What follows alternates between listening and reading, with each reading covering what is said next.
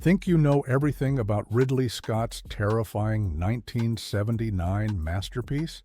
Think again. From a Nigerian art student discovered in a London pub who became cinema's most terrifying monster, to cast members so traumatized they locked themselves in rooms for hours, to Ridley Scott himself sticking his hand in alien goo to make it squirm, the making of Alien is filled with bizarre secrets that are stranger than the movie itself. Here are the 15 weird facts you didn't know about Alien, 1979. Fact 1. The alien was a broke art student found in a pub. The most terrifying movie monster of all time was brought to life by a 26-year-old Nigerian art student who was discovered completely by accident while having a drink in a London pub. Bolaji Badejo was studying graphic design in England when casting agent Peter Archer spotted him at a bar in Soho and immediately knew he had found something special.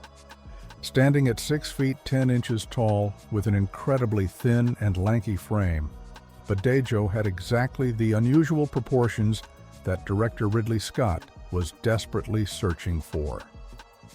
The production team had been struggling to find the right person to portray the alien creature, having tested basketball players and even considered Peter Mayhew, who played Chewbacca in Star Wars, but none of them had the right look.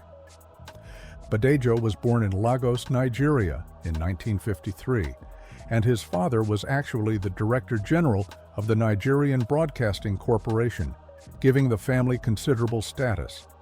He had traveled extensively with his parents to Ethiopia and the United States before settling in London to pursue his artistic studies. When Archer approached him in that West End pub, Badejo was completely unknown in the entertainment world and had never acted before in his life. The casting agent arranged a meeting with Scott, and according to Badejo himself in a rare interview, "As soon as I walked in, Ridley Scott knew he'd found the right person." Scott later described Badejo as having a figure like a Giacometti sculpture, referring to the famous artist known for his extremely elongated and thin bronze figures. What made Badejo perfect for the role wasn't just his height, but his incredibly long limbs, especially from the waist to the knee, which gave him an insect-like appearance that was both human and completely alien at the same time. The production team needed someone who could make audiences believe that no human being could possibly be inside the costume, and Badejo's unique physique achieved exactly that effect. This chance encounter in a London pub would lead to one of cinema's most iconic monster performances, though it would also be Badejo's only film credit. Fact 2. Ridley Scott's hand made the facehugger move. One of the most disturbing moments in Alien happens when Kane discovers the alien eggs and peers inside one of them, seeing something moving around in the translucent, jelly-filled interior. What audiences don't realize is that the creepy, squirming movement they're watching is actually director Ridley Scott's own hand wiggling around inside the prop. The egg itself was constructed from translucent fiberglass and filled with a thick, clear jelly substance to create that otherworldly, organic look. Scott wanted the alien larva inside to move in a way that would be genuinely unsettling and lifelike. But the special effects team was having trouble achieving the right kind of movement with their mechanical puppets and other devices. When the usual special effects techniques failed to create the skin-crawling effect that Scott was looking for, he decided to take matters into his own hands, quite literally. He put on a pair of rubber gloves, reached into the jelly-filled egg prop, and began moving his fingers around to simulate the creature stirring inside its protective shell. This hands-on approach by the director created a surprisingly natural and disturbing movement that no mechanical device could have replicated. The organic, unpredictable way that Scott's fingers moved through the thick jelly gave the alien larva a sense of being truly alive and restless, waiting to emerge from its protective casing. The scene where Kane examines the egg and sees this movement has become one of the most memorable moments in the film, building tension right before the facehugger attacks. Scott's impromptu performance as the alien larva demonstrates how practical effects often required creative problem-solving on the spot, and sometimes the simplest solutions produced the most effective results. This moment represents one of Scott's only cameos in the movie, though audiences would never know it was him creating that unsettling movement. The director's willingness to literally get his hands dirty for the sake of achieving the perfect effect shows the level of dedication and creativity that went into making every aspect of the alien life cycle feel genuinely terrifying and believable. Fact 3. The famous egg slime actually drips upward. When Kane approaches the alien egg and examines it closely, viewers notice something subtly wrong with the scene that creates an unsettling feeling, even though most people can't quite put their finger on what it is. The slime dripping from the eggshell appears to be flowing upward instead of downward, defying the basic laws of gravity in a way that makes the alien environment feel truly otherworldly. This impossible effect wasn't created through any advanced special effects or computer manipulation, but rather through a clever practical filming trick that Ridley Scott devised to make the scene more disturbing. Scott actually hung the alien egg prop upside down from the ceiling of the set and then flipped the camera upside down as well, so that when the film was later shown right side up, everything would appear normal, except for the liquid movement. The crew dripped water and slime onto the egg in the normal downward direction while filming, but because both the egg and camera were inverted, the final result showed the liquid appearing to flow upward when the footage was flipped back to its proper orientation. This created a disorienting effect that happens so quickly and subtly that most viewers don't consciously notice it, but their subconscious mind picks up on the wrongness of the scene. Scott deliberately wanted this effect to add to the alien and unsettling atmosphere of the derelict ship, making it clear that this was not a place where normal earthly rules applied. The upward dripping slime reinforced the idea that everything about this alien environment was fundamentally wrong and dangerous, even down to how basic physics seemed to work. This technique demonstrates how Scott used simple but effective methods to create psychological unease in his audience. By subtly breaking the rules of reality in ways that viewers might not immediately recognize, he was able to create a sense of wrongness and dread that built throughout the film. The upward dripping effect remains one of those hidden details that fans discover years later when watching the film closely, adding another layer to the movie's reputation for meticulous attention to disturbing details. Fact 4. Yaphet Kotto locked himself away after the chest-burster scene. The famous chest-burster scene in Alien was so shocking and realistic that it didn't just terrify audiences in theaters, but also left one of the film's own actors completely traumatized and unable to function normally for hours after filming wrapped. Yaphet Kotto, who played the ship's chief engineer Parker, was so deeply disturbed by what he witnessed during the shooting of John Hurt's explosive death scene that he went straight home and locked himself in his room, refusing to speak to anyone. Kotto's extreme reaction came about because Ridley Scott had deliberately kept most of the cast in the dark about exactly how graphic and intense the chest-burster sequence would be. While the actors knew from the script that an alien creature would burst out of Kane's chest, they had no idea about the massive amounts of real animal blood and organs that would be used, or just how violently realistic the whole effect would appear. When the cameras rolled, and the mechanical chest-burster erupted through John Hurt's fake torso in a spray of blood and gore, Kotto and the other actors were genuinely shocked by the intensity of what they were seeing. The blood was real, the animal organs were real, and the surprise on their faces was completely authentic, because none of them had been prepared for such a visceral and disturbing spectacle. According to reports from other cast members and crew, Kotto was visibly shaken after Scott called cut on the scene. He immediately left the set and went home, where he retreated to his bedroom and wouldn't come out or talk to anyone, including his own wife, for approximately half a day. His wife later confirmed this story, explaining that her husband needed time to process what he had just experienced and couldn't bring himself to discuss it with anyone. This reaction shows just how effective Scott's decision was to keep the actors unprepared for the scene's true intensity, but it also demonstrates the psychological impact that such realistic practical effects could have on even experienced professional actors who understood they were just making a movie.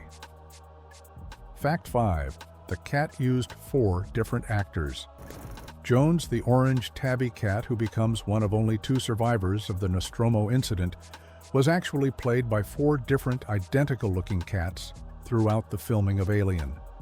Each of these feline actors was specially trained by the animal handling company Animals Unlimited to perform specific behaviors and actions that would be needed for different scenes in the movie.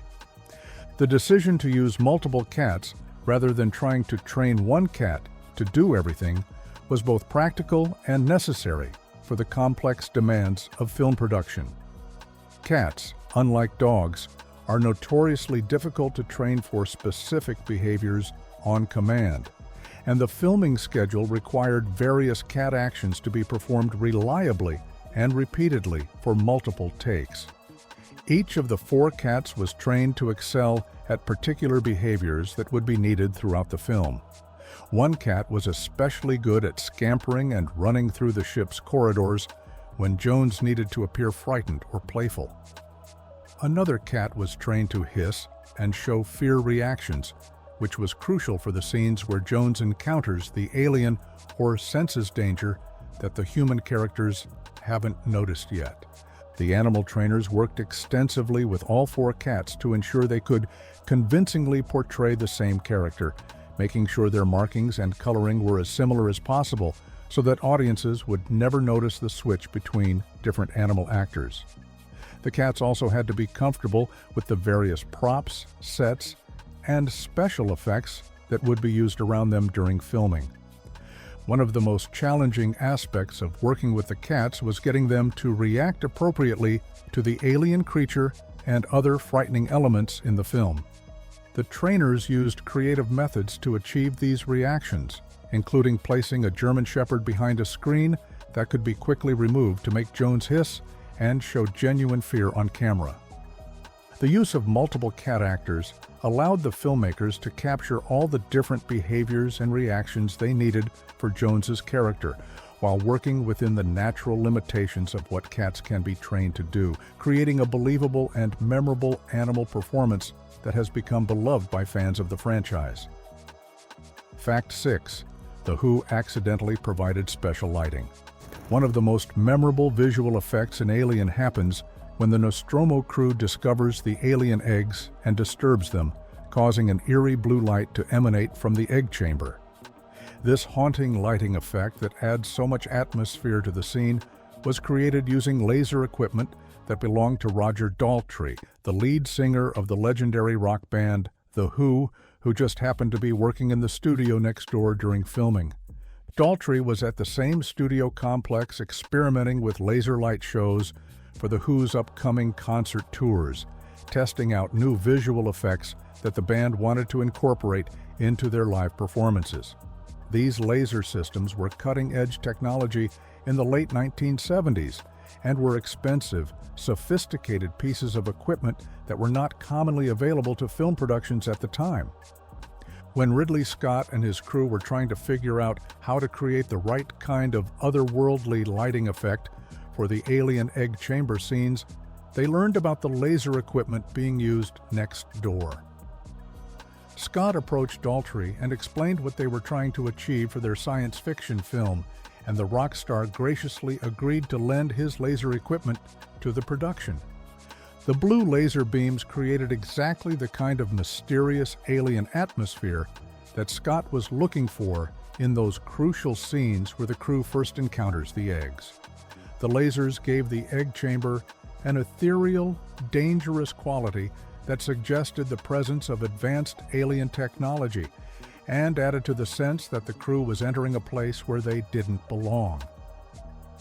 This unexpected collaboration between rock and roll and science fiction cinema shows how filmmaking often involves creative problem-solving and taking advantage of whatever resources happened to be available. The fact that one of the most iconic visual elements in Alien came about through a chance encounter with a famous musician working on his own project demonstrates the kind of serendipitous moments that can occur during film production, where the right equipment or expertise appears at exactly the right time to solve a creative challenge. Fact 7. Jerry Goldsmith's score was mostly rejected. Legendary composer Jerry Goldsmith wrote what he considered to be one of his finest musical scores for Alien, but most of his work was ultimately rejected by director Ridley Scott and replaced with older music from a completely different film. Goldsmith had originally composed a romantic, sweeping space opera score that emphasized the wonder and mystery of exploring the cosmos. But Scott felt this approach was completely wrong for the horror film he was trying to create. Goldsmith's original compositions were lush and melodic, featuring orchestral themes that would have been more appropriate for a film like Star Wars or Star Trek. He envisioned the music as conveying what he called a mysterious space romance that would then transform into suspense and action as the story progressed. But Scott and his editor Terry Rawlings preferred a much more minimalist and ambient approach to the soundtrack. During the editing process, Rawlings had been using temporary music tracks from Goldsmith's own 17-year-old score for the 1962 psychological drama Freud as placeholder music while they worked on cutting the film together. When it came time to replace these temporary tracks with Goldsmith's new compositions, Scott decided he actually preferred the older music and kept many of those Freud cues in the final version of Alien instead. This decision was devastating to Goldsmith, who later described working on Alien as one of the most miserable experiences I've ever had in this profession. He was particularly frustrated that the studio used his own older work against him, and he received letters from people saying he was starting to repeat himself, not knowing that the music they recognized was actually from his much earlier film.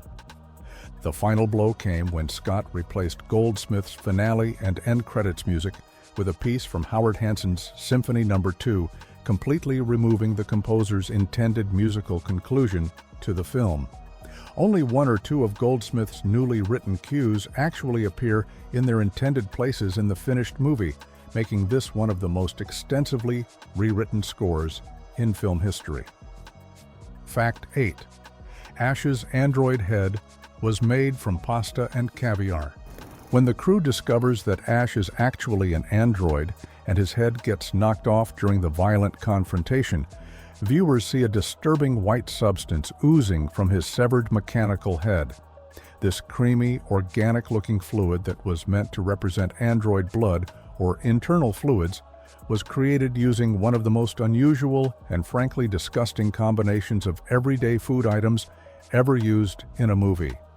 Ridley Scott's special effects team mixed together milk, inexpensive caviar, cooked pasta, and glass marbles to create the synthetic fluid that would leak from Ian Holm's artificial head when it was damaged.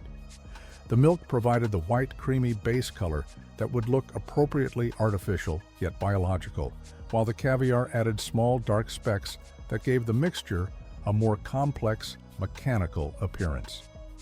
The pasta was included to create stringy, chunky textures that would suggest internal wiring or organic components breaking down, and the glass marbles were mixed in to add weight and create interesting visual effects as the mixture poured and splattered during filming.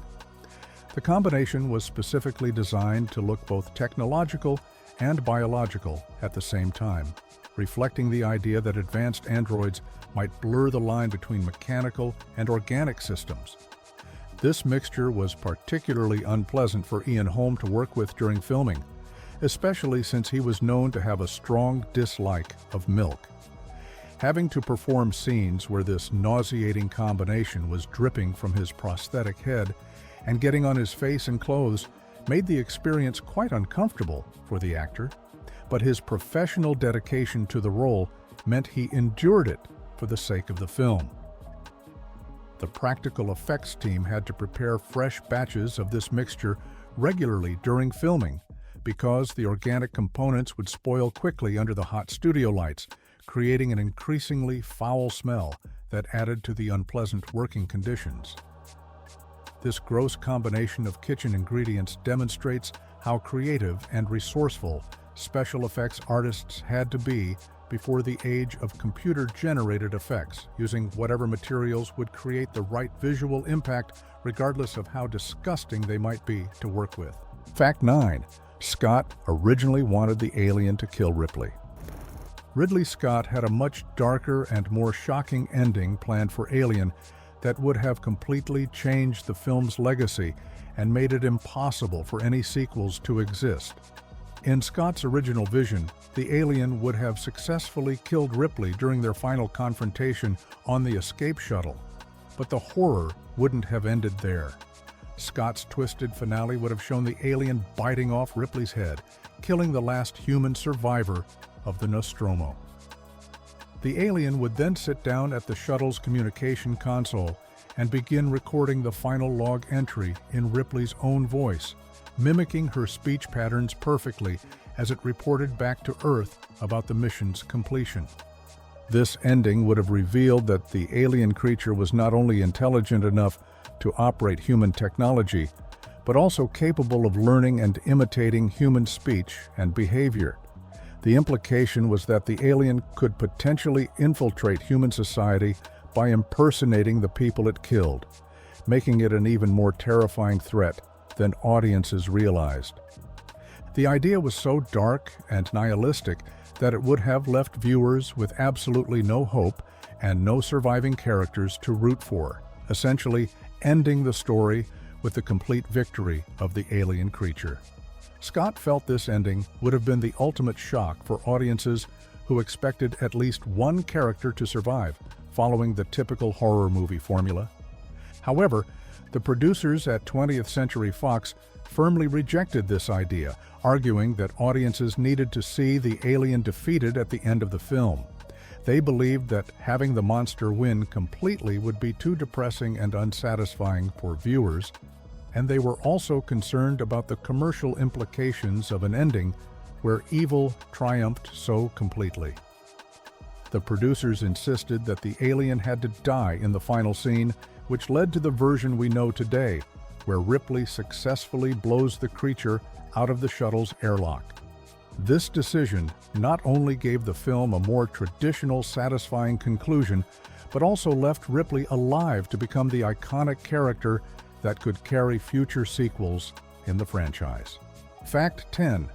The facehugger was made from sheep intestines.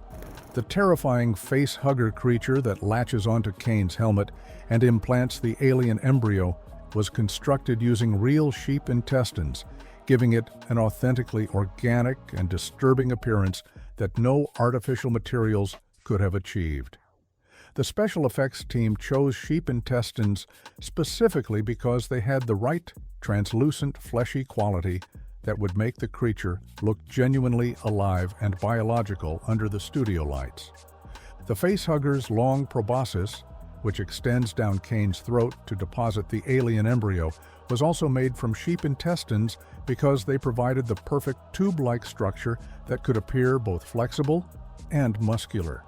These real organic materials gave the creature a wet, slimy texture that looked convincingly alive and made the audience feel genuinely disgusted when they saw it attached to Kane's face. Creating the dramatic moment when the facehugger leaps out of the alien egg and attacks Kane required some clever practical effects work that combined real-world physics with film editing tricks. The effects team used high-pressure air hoses to launch the sheep intestine creature away from the camera at high speed, creating the explosive burst of movement needed for the attack. However, this technique meant the creature was actually flying away from Kane rather than toward him, so the filmmakers had to reverse the footage in post-production to make it appear as though the facehugger was leaping toward its victim. The reversed footage was also slowed down during editing to make the attack more dramatic and allow audiences to see more detail of the creature as it moved through the air. When it came time to film the scenes where the dead facehugger is dissected and examined by the crew, Ridley Scott continued using real organic materials to maintain the authenticity of the creature. He used pieces of fish and shellfish to create the facehugger's internal organs and viscera, ensuring that, even in death, the creature would look genuinely biological rather than obviously artificial. This commitment to using real organic materials throughout the facehugger's construction and filming demonstrates how the practical effects team prioritized authentic, visceral reactions from both the actors and the audience over convenience or comfort. Fact 11. Sigourney Weaver was nearly allergic to the production.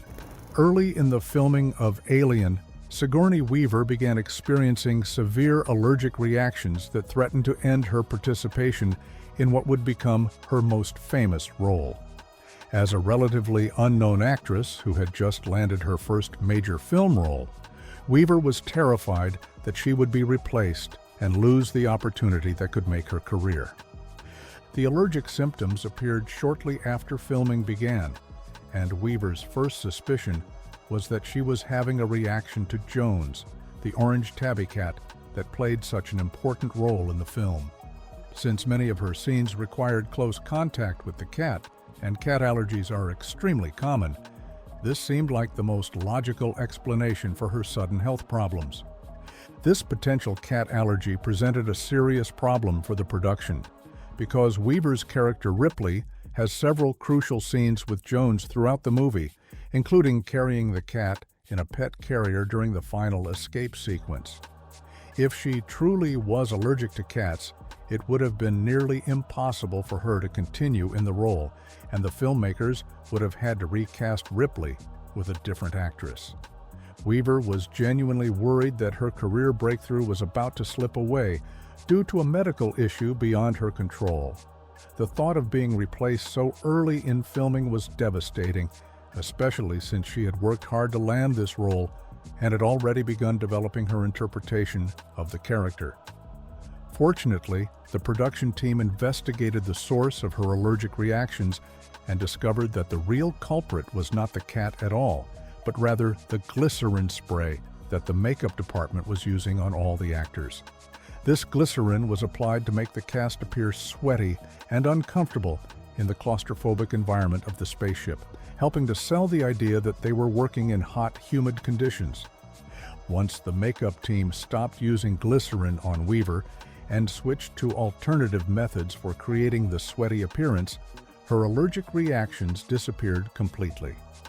This discovery allowed her to continue working comfortably with the cats throughout the rest of filming, and she was able to complete her iconic performance as Ripley. Fact 12. The original title was Star Beast. One of cinema's most iconic and memorable movie titles almost never existed because screenwriter Dan O'Bannon originally called his screenplay Star Beast and wasn't particularly happy with that choice. O'Bannon had been struggling to find a better title for his script, but couldn't come up with anything that felt right for the horror story he was trying to tell about a deadly extraterrestrial creature stalking a spaceship crew. The breakthrough came during one of O'Bannon's late-night writing sessions, as he was working on dialogue for the crew members, discussing the mysterious creature they had encountered. As he was typing conversations where the characters talked about the unknown life form, he kept using the word alien to describe it, and during one particular evening, that simple word suddenly jumped out at him from the page. O'Bannon realized that alien was perfect because it worked both as a noun and as an adjective, giving the title multiple layers of meaning that Star Beast lacked. The word could refer to the creature itself, but it also described the foreign, hostile environment the crew found themselves in, and it captured the sense of something completely outside human experience and understanding. The simplicity of the single-word title was also much more powerful and memorable than the more descriptive Star Beast, which sounded too much like a generic science fiction B-movie. Alien had an immediate impact and suggested something unknown and threatening without giving away too much about what audiences would encounter when they watched the film. O'Bannon immediately fell in love with the new title and knew he had found exactly what the screenplay needed. The change from Star Beast to Alien happened fairly late in the development process, but it proved to be one of the most important decisions in the project's history, as the title became synonymous with science fiction horror and spawned an entire franchise. This simple title change demonstrates how sometimes the most effective solutions are the most obvious ones, and how a writer's instinct during a creative moment can lead to something that becomes a permanent part of popular culture. Fact 13. The Alien is only on screen for 4 minutes. Despite being one of the most iconic and terrifying movie monsters in cinema history, the full-grown xenomorph actually appears on screen for only 4 minutes during the entire 116-minute runtime of Alien. This incredibly brief screen time makes the creature's lasting impact on audiences and popular culture even more remarkable, proving that sometimes less truly is more when it comes to creating effective horror. Ridley Scott deliberately chose to keep the alien hidden for most of the film, understanding that the audience's imagination would often create something far more frightening than anything he could show them directly. This approach followed the classic horror movie principle that what you don't see is usually scarier than what you do see, and Scott used this technique masterfully throughout the film. The limited screen time was also a practical necessity because the alien costume and effects had certain limitations that became more obvious the longer the creature was visible. By keeping the alien appearances brief and often in shadows or partial views, Scott was able to maintain the illusion of a truly terrifying and otherworldly creature without exposing the technical constraints of late 1970s practical effects. Most of the alien's screen time comes from quick glimpses during the various attack scenes, brief moments when characters encounter it in the ship's corridors, and the final confrontation between Ripley and the creature on the escape shuttle. Each appearance is carefully staged to maximize the impact while minimizing the time viewers have to study the creature too closely. This minimal screen time strategy also helped build suspense throughout the film, as audiences spent most of the movie dreading the alien's next appearance rather than becoming familiar with it. The fear of encountering the creature became more powerful than the creature itself, creating a sense of constant tension that permeated every scene. The 4-minute total includes all forms of the adult alien, from its first full appearance after emerging from Kane's chest through its final defeat at the end of the film, making it one of the most efficient and effective villain performances in movie history. Fact 14. A high school successfully staged the movie as a play. In 2019, North Bergen High School in New Jersey accomplished something that seemed impossible by successfully adapting Ridley Scott's terrifying science fiction horror film into a live stage production, despite having absolutely no budget for sets, costumes, or special effects. The students and their drama teacher created an entire theatrical version of Alien using nothing but recycled toys, cardboard, and other discarded items they could find around the school and their homes. The production was a labor of love that required incredible creativity and ingenuity, as the students had to figure out how to recreate the claustrophobic spaceship environment, the iconic alien creature, and all the film's memorable scenes using only materials they could scrounge up for free. They built the Nostromo spaceship sets out of cardboard and painted them to look like the industrial corridors from the movie, while the alien costume was constructed from various toys and household items. What started as a small school production became an internet sensation when videos and photos of the performance began circulating on social media platforms. People were amazed and charmed by the students' dedication and creativity in bringing such a complex and visually demanding story to the stage with virtually no resources, and the story quickly went viral. The attention reached all the way to Hollywood, where Ridley Scott himself learned about the production and was so impressed by the students' creativity and determination that he wrote a personal letter of congratulations to them. In his message, Scott praised their imagination and recommended that they consider adapting his film Gladiator for their next stage production. Scott also made a financial donation to the school to help fund an encore performance, and the story became so popular that Sigourney Weaver herself attended the special repeat showing to support the students. The actress was genuinely moved by their effort and spent time meeting with the cast and crew after the performance. This remarkable story demonstrates how passion and creativity can overcome any budget limitations, and how the internet can help small-town productions reach audiences and recognition far beyond what anyone could have imagined. Fact 15. The alien's death scene used a stuntman because the actor fainted. The final scenes of Alien required the alien creature to be blown out of the escape shuttle's airlock, which meant filming Bolaji Badejo being suspended upside down and dropped from a considerable height to simulate the creature being sucked into space. To achieve this effect, the special effects team constructed a large seesaw-like contraption that could lift Badejo up to about 20 feet in the air while he was strapped into the alien costume. The plan was to have Badejo positioned upside down on this mechanical device so that when it was lowered quickly, it would create the visual effect of the alien being pulled through the airlock and ejected from the spacecraft. However, when Badejo was strapped into position and suspended upside down, the blood immediately began rushing to his head, making him feel dizzy and disoriented. After experiencing this uncomfortable sensation for a short time, Badejo told Ridley Scott and the crew that he would not perform the stunt again because the blood flow to his head was making him feel sick and potentially dangerous. The production team realized they needed to find an alternative solution if they wanted to complete this crucial scene for the film's climax.